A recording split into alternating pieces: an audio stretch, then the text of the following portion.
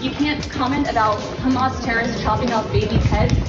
Then you can fuck yourself! You're a fucking loser! Fauci lied in hearings to me, which is a felony.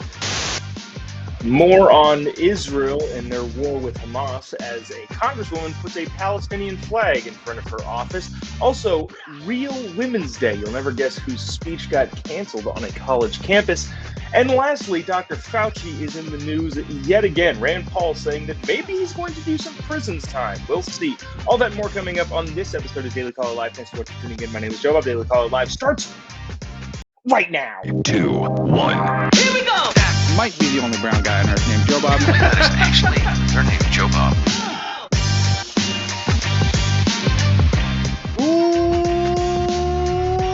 Live, not from the dingy bunker, instead from the fabulous Trump International Hotel in Miami, Florida. My name is Jobob. This is Daily Caller Live. Thanks so much for tuning in. On today, it is Wednesday, October 11th, the year of our Lord 2023. A lot to get to today. Obviously, more not coming out from Israel, but we won't necessarily hit on that because there's better people covering that sort of thing. I'm more interested in the response from people around the country and especially our elected congresspeople, as that people are now backing off the unwavering support for people who were attacked in Israel, which is crazy to me, and yet it is happening. We'll get right to it. Rashida Tlaib, D, Congresswoman from Michigan, yesterday, put up a Palestinian flag in front of her office. Now, there's a lot that could be said about that, and again, there are better people and more educated people who are going to have a much better way of eviscerating verbally the congresswoman. But I did want to play this clip from her walking through her halls. One thing that I appreciate about Congress, if you haven't been to Washington, D.C., in order to get to the congressional offices, most of the congresspeople's offices don't have like back doorways where they can go through. At least I don't think. And in most cases, they have to walk through the general area where reporters can be, where people of the public can be. And so that's what's happening here. Rashida Tlaib is walking to her office and being asked some pretty easy questions, if you ask me, and can't seem to find an answer to them. This is a congresswoman in the country that we occupy, or that we live in, the United States of America. Watch this. Terrorists have cut off babies' heads and burned children alive. Do you support Israel's rights to defend themselves against this brutality? We're just gonna go through here. You can't comment about Hamas terrorists chopping off babies' heads.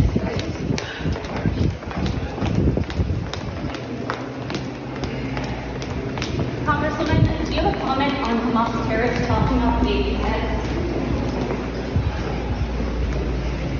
You have nothing to say about Hamas terrorists chopping off babies' heads? Do you condone what Hamas has done, chopping off babies' heads, burning children alive, raping women in the street?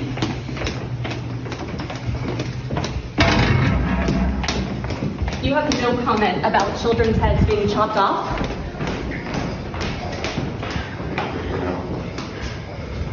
Congressman, why do you have a Palestinian flag outside your office if you do not condone what Hamas terrorists have done to Israel? Do Israeli lives not matter to you? That again is Rashida Tlaib, D, Michigan. Not answering a very easy question. Does it matter at all? Do you have any comments? Yes, it's terrible. It's horrible, and absolutely we should condone 100% of it. But the congresswoman that put a Palestinian flag in front of her office doesn't really have anything to say about that.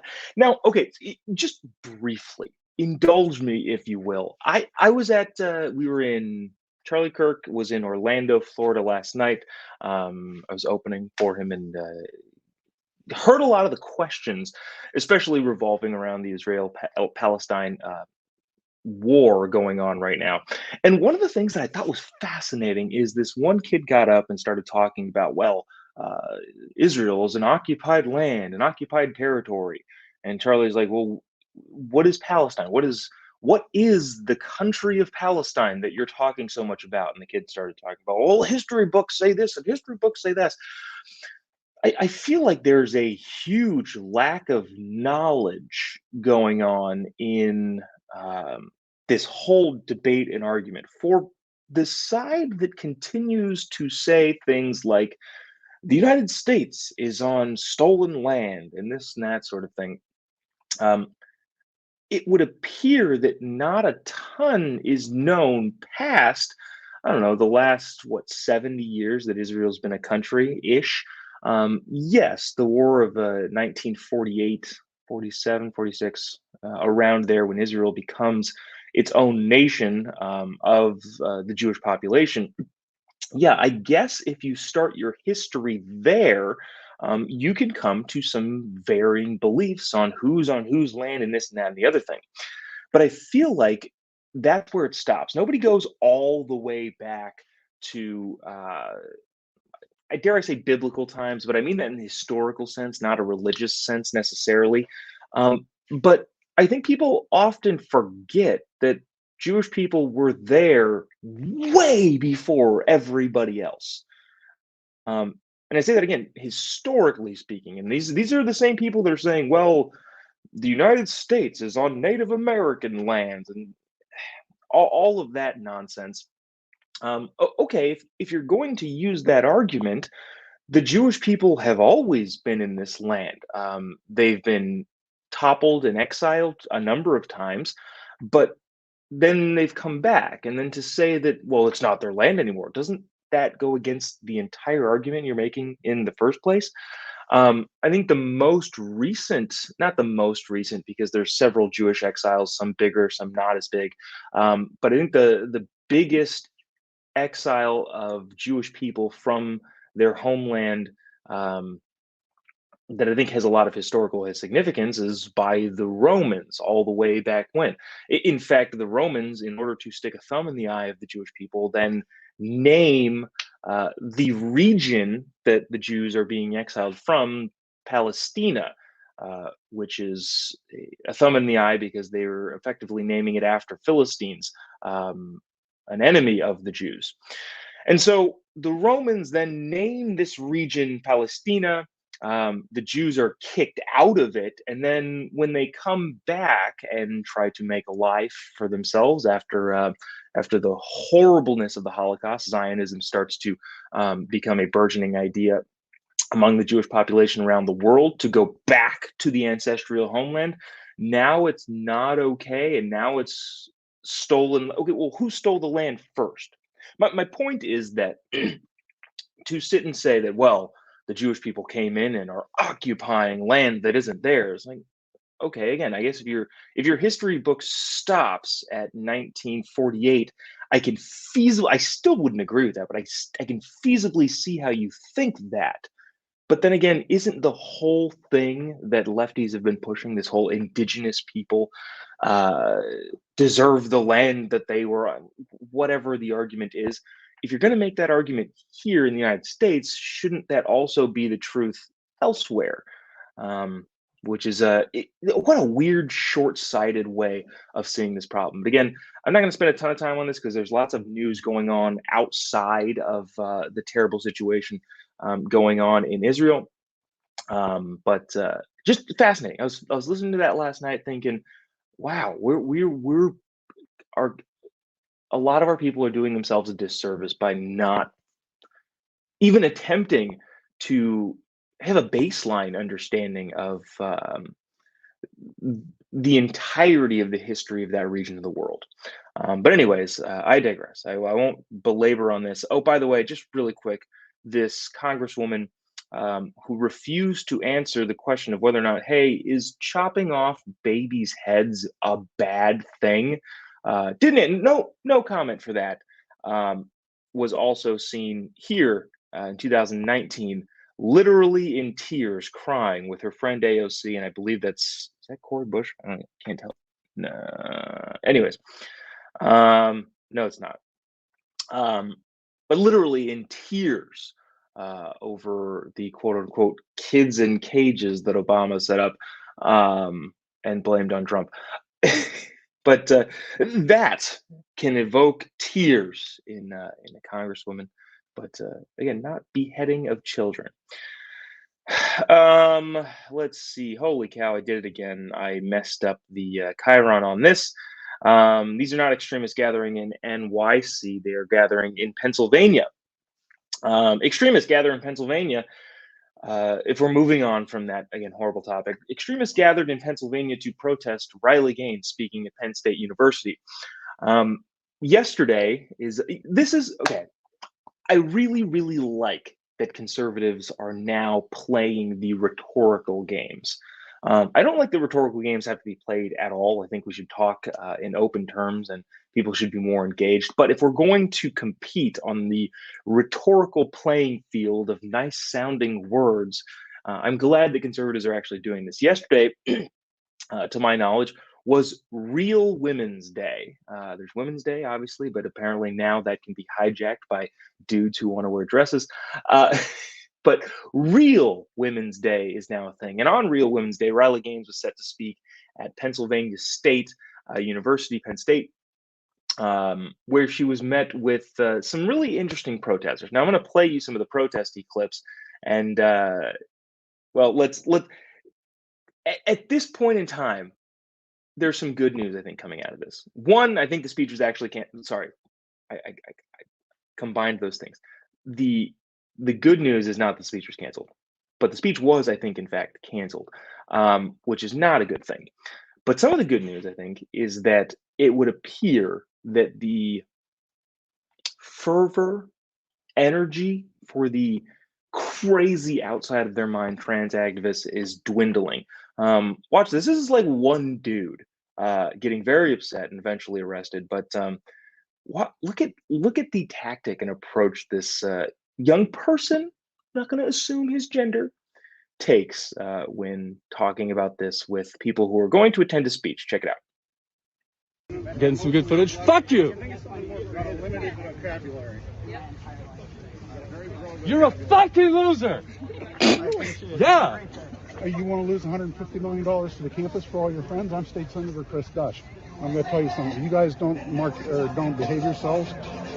You're very well. You support the anti-trans people? I support the people who are here, like Riley Gaines, who had her Then you can fuck yourself! You're a fucking loser! Have a good day, son. You have a bad day! Oh! You have a bad day. Jeez. What a weird.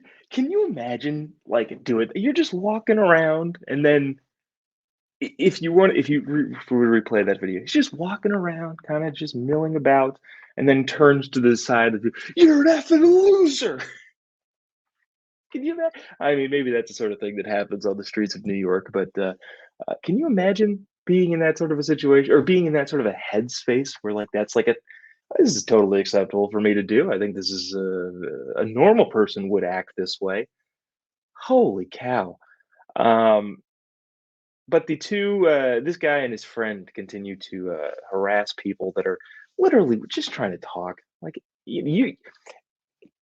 one of the great things at these types of events, Turning Point events specifically, but all of these conservative events, is that anybody's allowed to talk. You're allowed to have a microphone. This guy, if this person, this non-identifying individual, could have gone into whatever speech he was protesting and asked a question that could have toppled their entire argument if he had the ability to do so rhetorically.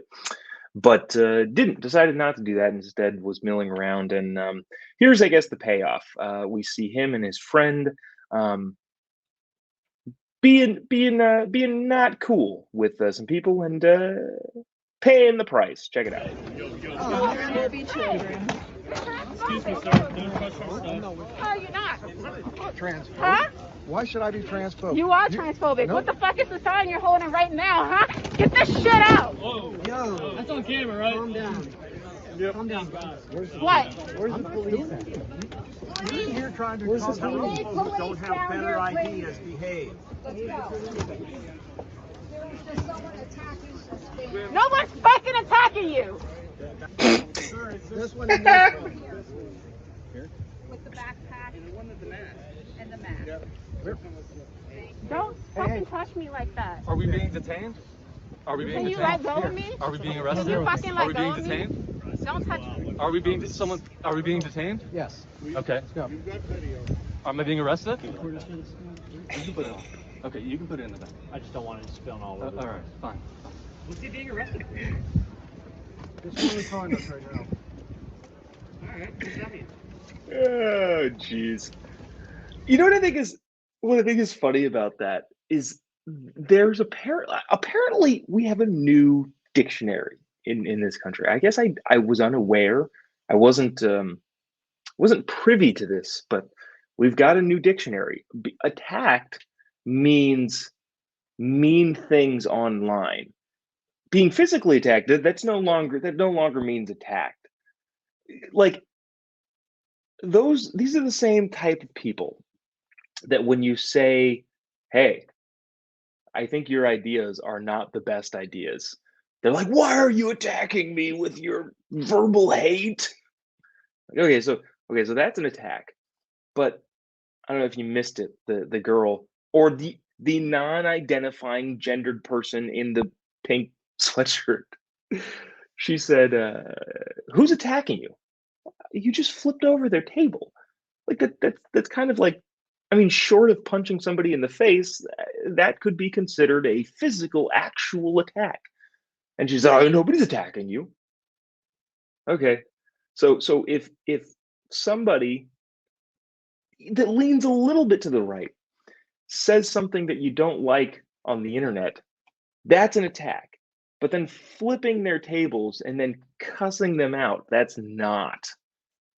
Got it. Okay, so I guess we all need to get this new dictionary. Maybe I should do that. Maybe I should jokingly write a new dictionary. Just means all of the words mean the opposite of exactly what they mean. But enough about that. The speech yesterday was canceled, and the president of the UPenn. Did I say Penn State? No, it was Penn State. I don't know. It doesn't really matter because this sort of stuff happens everywhere.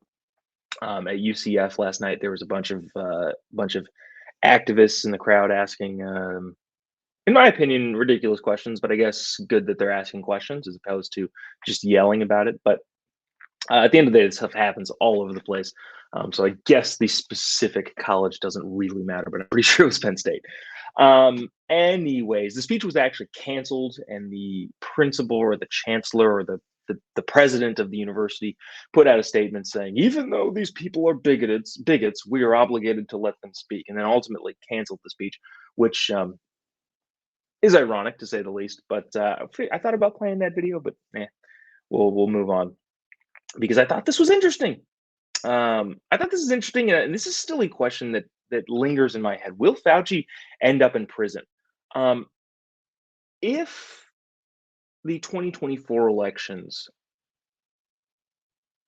say as much, I think there actually is somewhat of a chance of Dr. Fauci going to jail.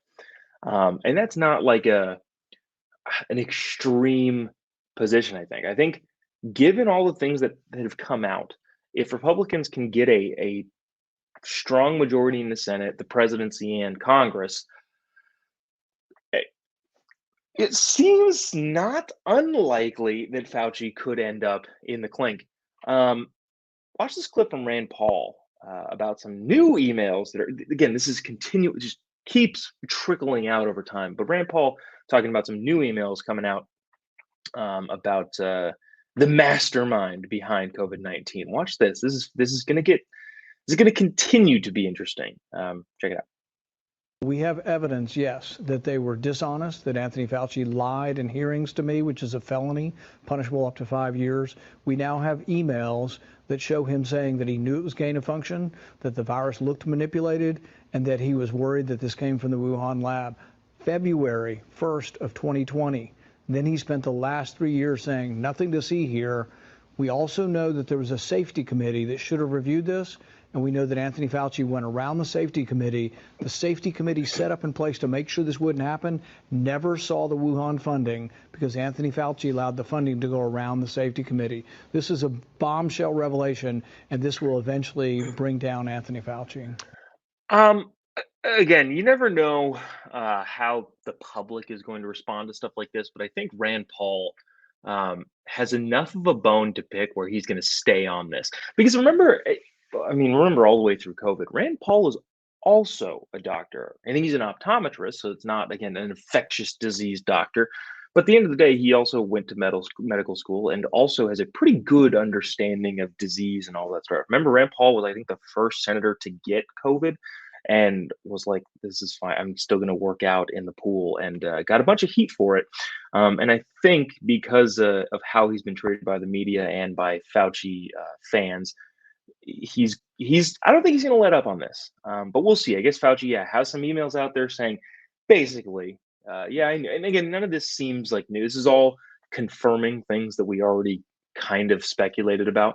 But Dr. Fauci apparently was saying, this is a problem. I knew what was going on. We need to cover it up. But you know what? I guess I'll tell you what. If you need a world-changing disease, go nowhere else than Dr. Fauci and his friends to create that disease for you. And speaking of that, I want to get to this. This is somewhat tawdry. Will Fauci go to? Let me know in the comment section. Do you think Fauci will end up in prison? I think my money is still on I doubt it, but now it's like 45-55 to whether I think he's going to go to prison. 45% of me thinks, he might. And 55 thinks probably not. But at one point, it was like 10-90. So the scale is moving. I don't know. Let me know in the comment section what you think. Will this be enough? Not necessarily will this be enough, but will Rand Paul push this until it finally comes to its rightful conclusion? And I guess speaking of COVID, I want to get to this. This is just fun, I guess, entertainment stuff. So if you missed this, Taylor Swift's boyfriend, who plays for the Chiefs, I forget his name, Travis Kelce or something like that, but it doesn't matter. He's dating Taylor Swift. That's the only thing about him that we care about. Was also simultaneously making news for being on a Pfizer commercial. Now think about that what you will. Maybe he's just getting a paycheck, but he was front and center on this Pfizer commercial, encouraging everybody to get the Pfizer shots.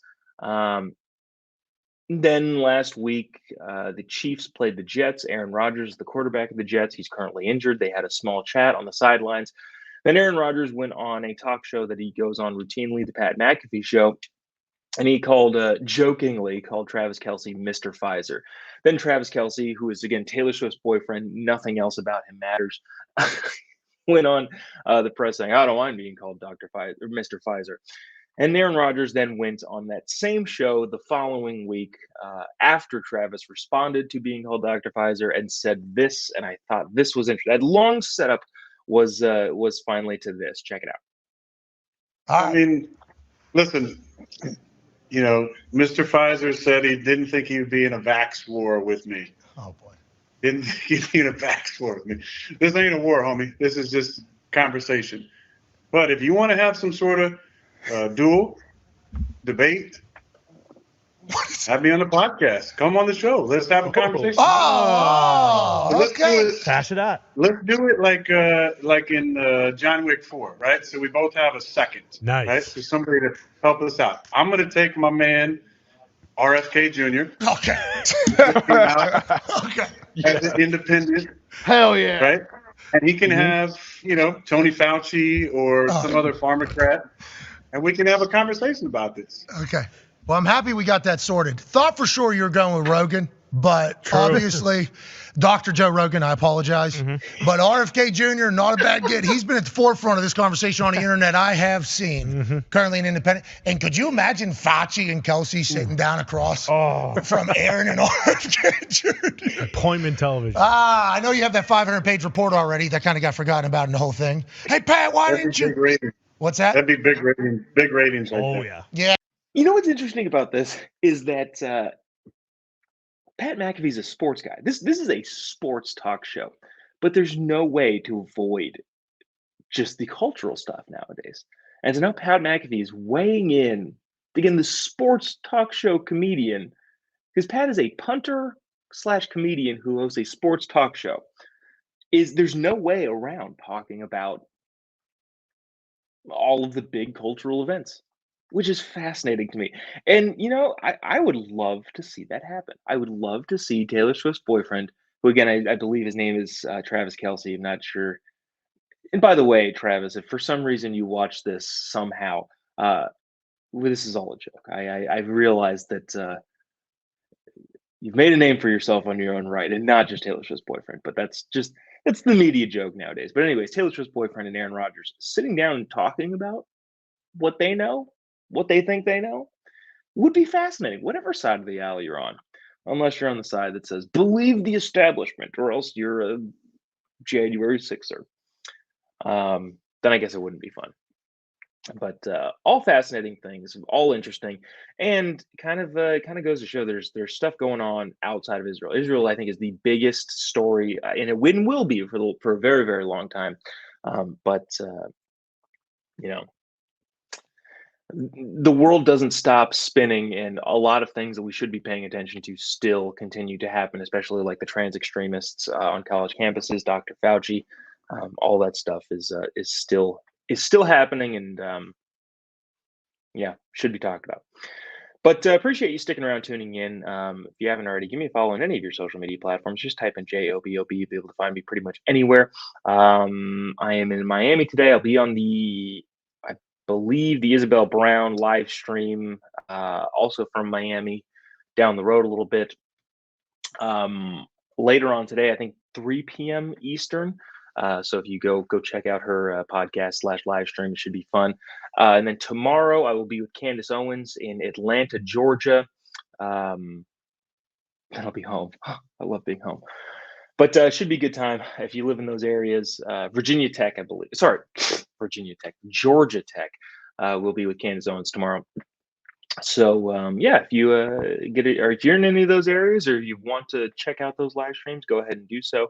Appreciate you sticking around, tuning in. We will see you tomorrow, probably. Remember on Monday I said we'll see you tomorrow, and then yesterday we were flying at weird times.